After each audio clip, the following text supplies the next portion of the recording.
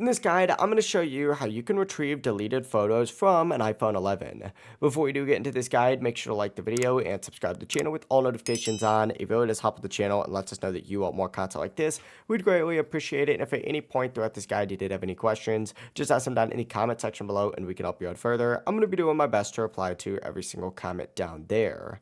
First things first, go ahead and open up your Photos app, and I want to break down real quickly how Photos works. Essentially, if you delete a photo or a video or really anything on your camera roll, it's going to go into recently deleted, which you can access in collections all the way at the very bottom. If you select recently deleted and then view this album, everything's going to stay in here for 30 days, and after 30 days, they're going to disappear from your phone. But if the photo is no longer in your recently deleted, don't worry. What you're going to want to do is actually back out of your Photos app, open up your Settings app, and tap your name up at the very top. From here, scroll down, select iCloud, and then find the Save to iCloud option on here, and hit the Photos option on here. From here, go ahead and turn on Sync This iPhone, and whenever it's enabled, your iPhone will begin syncing photos and videos to iCloud automatically. It may take a little bit of time depending on how many photos and videos you do have, but from here, after the syncing does finish, back out and open up a web browser of your choice and go to iCloud.com and just log in with your Apple ID. Open up your Photos app on here after doing so and scroll through here because you should be able to see photos and videos stored in iCloud